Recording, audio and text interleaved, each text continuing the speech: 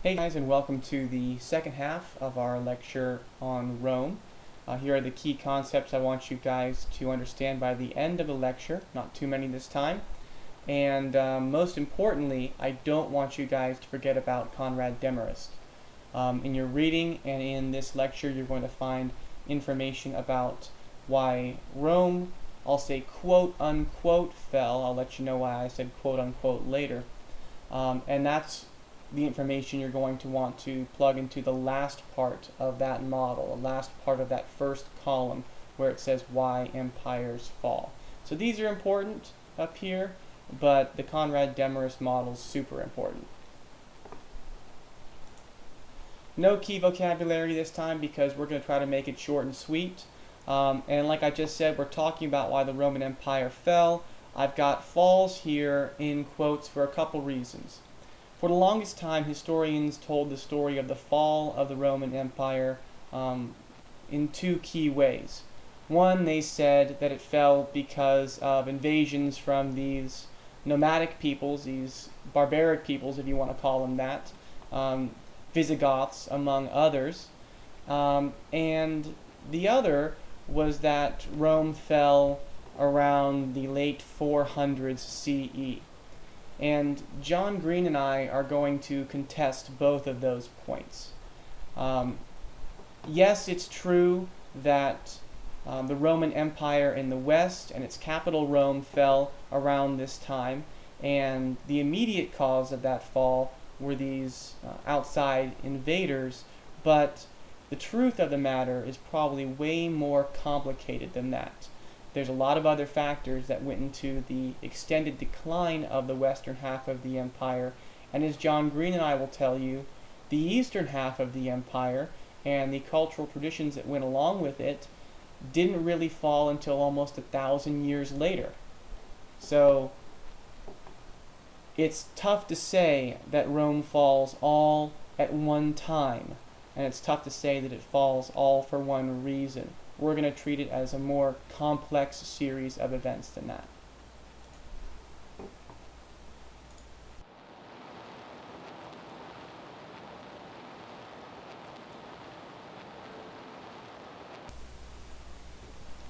Okay, so like I said, I'm going to be framing the fall of the Roman Empire not so much as a fall, but a long and steady decline that led to the eventual destruction of the western half. And here I am with my T-charts again. I know I've done a lot recently, but you guys have said they help, so here's another one for you guys. Some characteristics of Rome while it was a successful empire, and some characteristics of Rome while it was a failing or declining empire, because the decline took hundreds of years. Not going to read all these to you guys, but I'll let you pause the video as needed.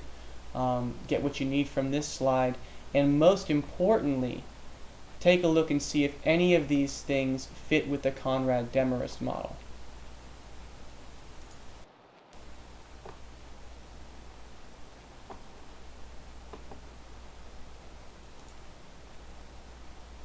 So like I just said, did you see anything either from your reading or from that summary that supports the fact that the model, or Spodek's model, applies to Rome?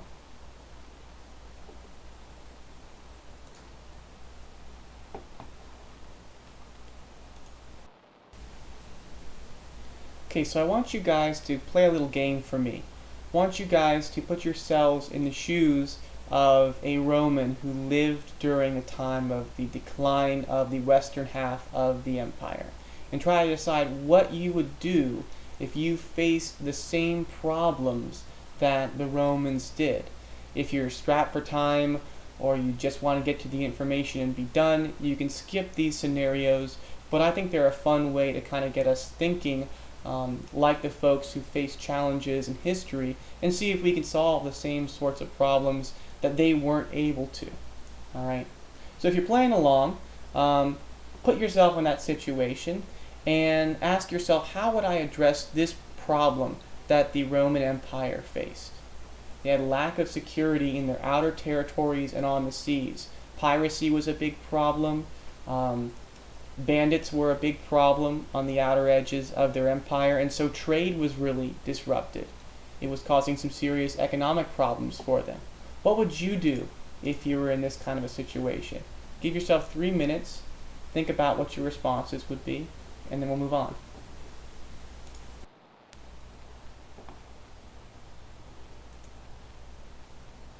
Okay, next problem, also encountered by the Romans. Didn't have enough gold or silver to continue minting coins, making currency at the same rate that they were before. They are running low on those natural resources that they used to drive their economy. So what would you do in this situation? Take another 3 minutes and come up with your best solutions.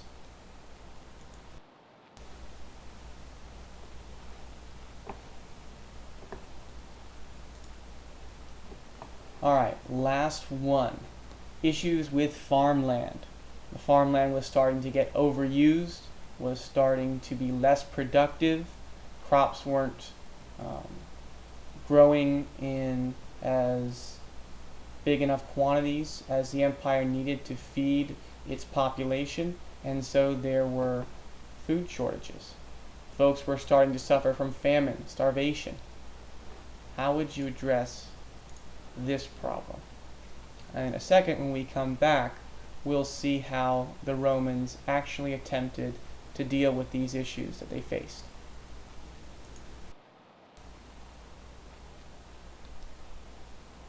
Alright, let's look ahead and see if anything you said was similar to what the Romans actually tried. So for our first problem, the lack of security on the borders, what Romans wound up doing is hiring mercenaries. And these were very oftentimes some of the same people who were causing them security problems. Folks who weren't even ethnically Roman, if there was such a thing.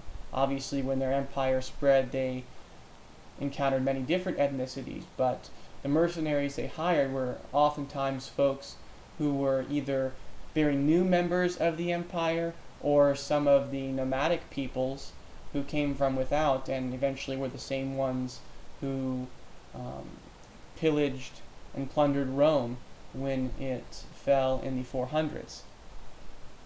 So these folks weren't really loyal to Rome, and they weren't really interested in defending it. What they were interested is the money they got from the Romans to do that job that they didn't really do in the first place. So they weren't disciplined, they weren't determined to stop any invaders because they weren't really defending their homeland. It wasn't even really theirs. They didn't consider themselves Roman. As soon as there was a real threat, they said, it's not worth risking my neck over the little bit of money that I'm getting from the Roman Empire. Speaking of money, how were they able to create more coins?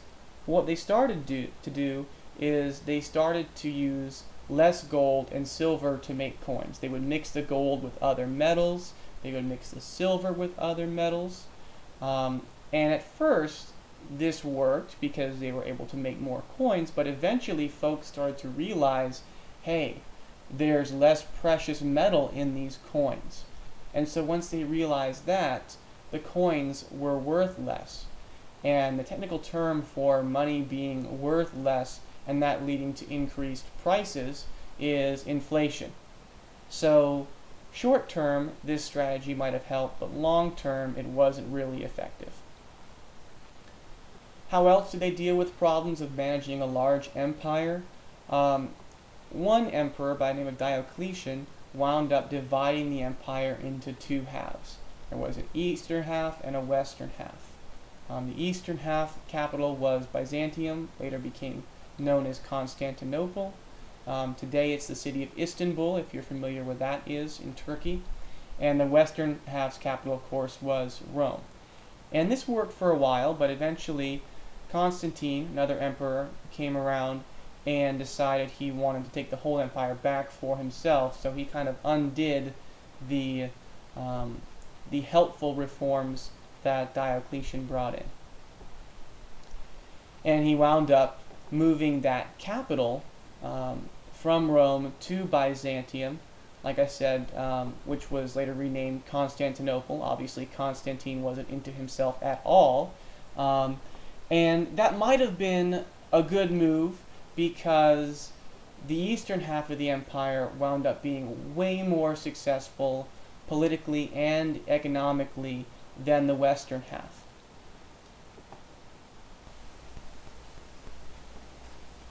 And I just realized before we move on that I haven't even mentioned the whole bad farmland issue over here, right? Well, with the tools that the Romans had at this time, they really couldn't do anything about that. Maybe some of you guys who played the scenario game before said you try to expand, right, to an area where there's more arable land. But of course, that requires a bigger empire, and you're already having difficulty controlling the size empire you have, and you certainly don't have the money to fund that expansion. So it's kind of one big catch-22, right?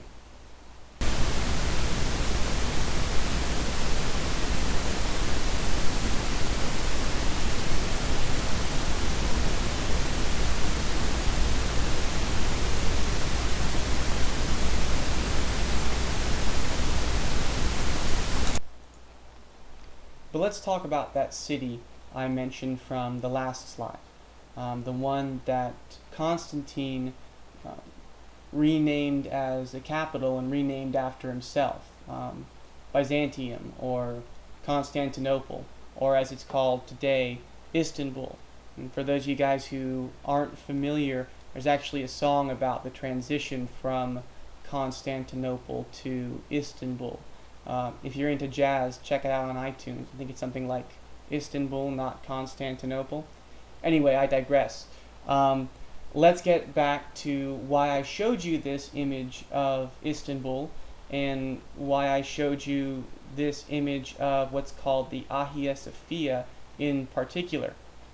This is an example of monumental architecture, right? And if you haven't seen it or don't know what it is, it's a tremendously beautiful example of monumental architecture, one that takes a whole lot of skill and resources to put together. And this was actually built about a century after the western half of the Roman Empire fell to outside invaders. Why is that important? Well, it kind of supports my argument and John Green's argument that Rome didn't really fall when its western half did. Because for this to have been built a century after that shows that it was still really going strong, both politically and culturally, in the East. And that's important to note. It's not as though the center of everything that was Rome itself. Okay, this was thousands of miles away, and it maintained Roman culture and Roman political structures to a degree for almost 1,000 years after the fall of Rome in the West.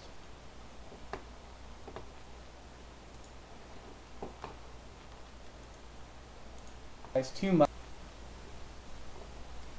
So Constantinople fell to Islamic invaders in 1453, like I said, about 1,000 years after the fall of Rome in the West. But as John Green says, and I like to agree with him in this regard, Rome still even wasn't dead, and still isn't dead today because of all the influences we have in our society from its culture. This is sort of my why do we care slide. The biggest thing, and you know I'm a language dork, so I gotta bring this up, the biggest thing is the impact historically that the Roman language, Latin, has on us right now. Whether you speak English, Spanish, or almost any other Western European language, you have been influenced, and your language and culture have been influenced by Rome. Here are just some examples of English words that come from Latin. But in some of these you can see Spanish words as well, right? So I know a lot of you guys are interested in taking the PSAT, If you want to be able to break down words you don't know and understand where they come from and get a better clue as to what their definition might be, learn Latin. Study Roman culture because it is still very much with us today. Also, their art, architecture, and drama. I know that most of that was borrowed from the Greeks, but without Roman political power, it would never have diffused so far and been maintained so long in so many areas. So even though the Romans didn't invent a whole lot of the architectural styles and culture that they brought with them, they were certainly responsible for preserving it and spreading it from Greece. So today, for example, a lot of our government buildings, if you've ever seen the U.S. Capitol in D.C., are based off of Greek architectural styles. Technically, they're based off of the Romans, but since the Romans got it from the Greeks, kind of goes back that far. And we think of ourselves as a Western culture being culturally influenced by the Greeks, but a lot of that is only possible through the political influence and political power of the Romans. So this is, like I said, my why do we care slide. Hopefully you'll take something from it, even if you're not a word dork like me. And this is the end. So I thank you guys for watching, and I'll see you in class soon.